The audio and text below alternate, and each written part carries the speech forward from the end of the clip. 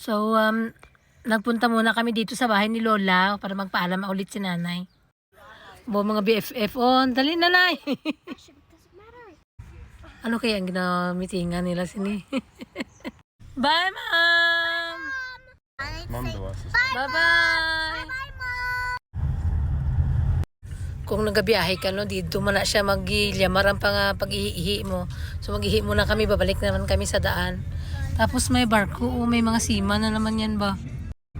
Cold day today, no? Na medyo mainit naman konti. Dili na, babay na kay Helen. Okay, magbabay ka na sa Port Lincoln, Nay. Goodbye!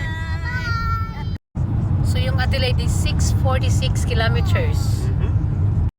So, coming out of town, ito yung makikita mo, puro lang mga ganyan, no?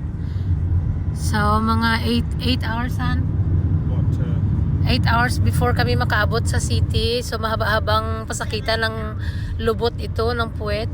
Pero kaya namin yan, oy. Mapundo lang kami sa mga McDonald's, mga kapi-kapi dyan. Oh, di ba maganda, tita? Ang mga tanawin, pag ikaw gani magbiyahe ka ng sa countryside, ito talaga yung makikita mo. Ito yung airport. Kung sana mag-fly lang si nanay, isa, dito namin siya i-drop. Pero kaya hatid mo namin siya dun sa city talaga. Bye-bye, airport!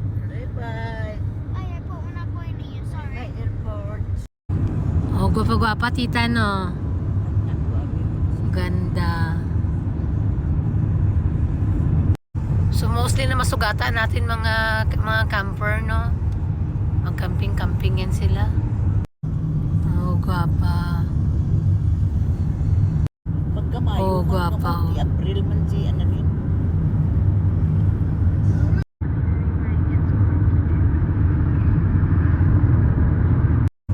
So, alright, start na tayo ng wala ng mga areas, tita. Ilang minutes pa lang yan, di ba? 1 hour from the town. Ito na yung makikita mo. So, mga ilang oras ng ganito. So, may mga baon na kami yung food, pero kung magutom kami, hindi na kami mag-stop sa mga tabi-tabi. Dire-diretso na. Ito talaga yung area na maganda, gitya.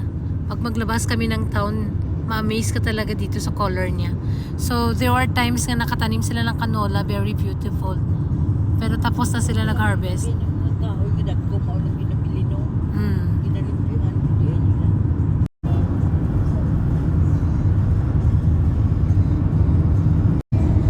Was it canola there before? Yeah. So, yung next stop natin is yung Tambi Bay. We're not stopping.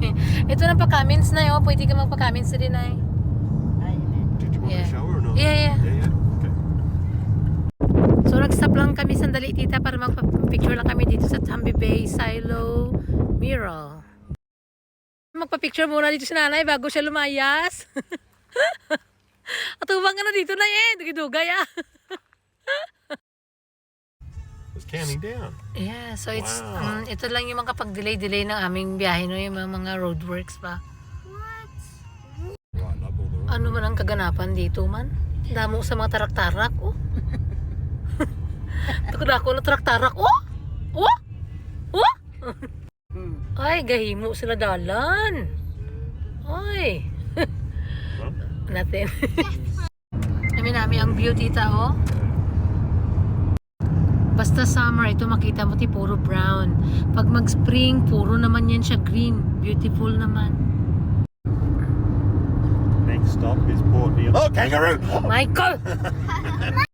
So, kung magpunta kayo dito sa Australia at nakapag-asawa kayo ng mga AFAM, tapos dito kayo magbahay sa mga malalayong bundok, yan, oh, bahala na magandang bahay, pero wala ka talagang kapitbahay.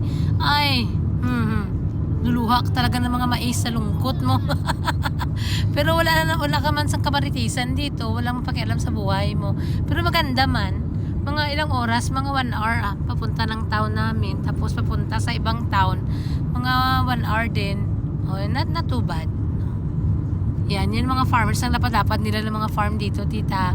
Yun lang, medyo malayo, pero pag masanay ka, okay naman. Tapos si ate may ginagawa siya, oh.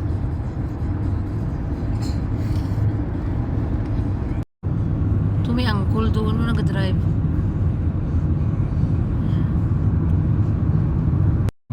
Oh, di ba? Kadyan ka mag-drive-drive, wala gito maghabol sa'yo na pulis.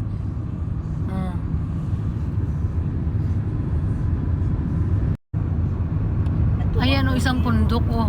Ang mga karnero. Karnero to sila? Yeah. Kaon?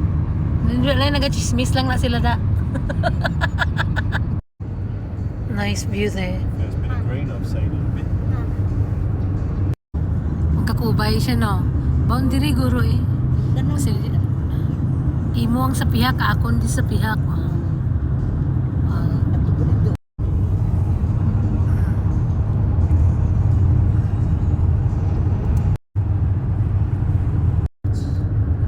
Oh, would you look at that? Next stop.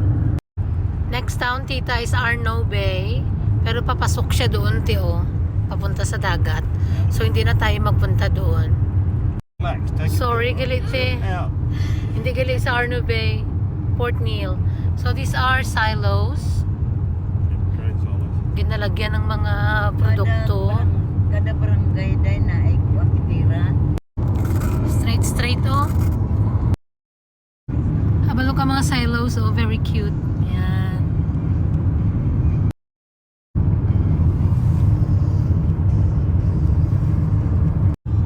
So, ito hindi na joke, Arno Bay na ito talaga ngayon.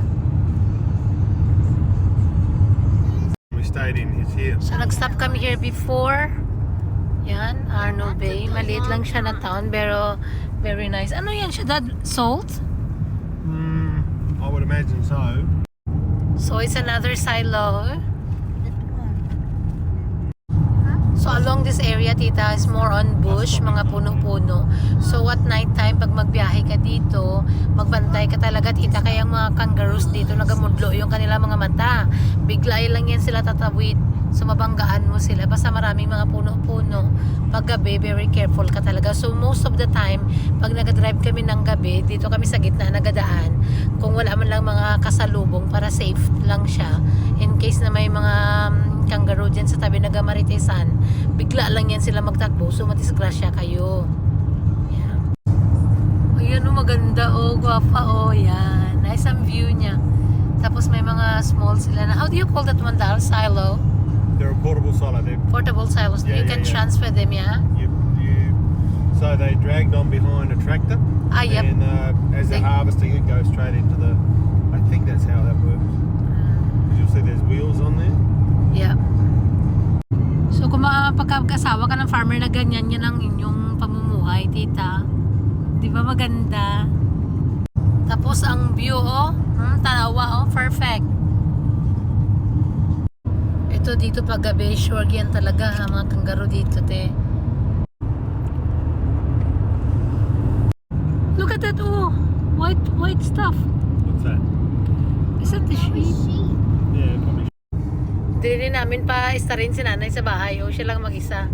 Asa na yun man. Magsakit ang tungo. Tabang. Oh, it looks nice. No windows or doors. So, andito na tayo sa next town, Cowell. Cal. Depende sa pag-pronounce mo, no? So, mag-ihi muna tayo dito. Magbili tayo ng makain. So, another silos here. Yes, you have. Tapos, magdiretso tayo dito sa kanilang town center. Mag-ihi. Oh, Mum. So, welcome dito sa Cowell. Mo bakad rin. Yan. Wari man ang self-NC. Sip and save. So, welcome to the water park. Mag-stop lang kami dito next pag-uwi na namin, tita, no? Super ganda. So, andyan yung kanilang toilet. And then, meron silang malaking, doon, trampoline. Tapos, may water park sila dyan. So, lahat ng mga travelers, dito nag-stop for, pahinga-pahinga. Tapos, magdala ka lang ng yung swimsuit para makapag-slide ka dyan. Okay, so mag-rest muna kami. Bye-bye!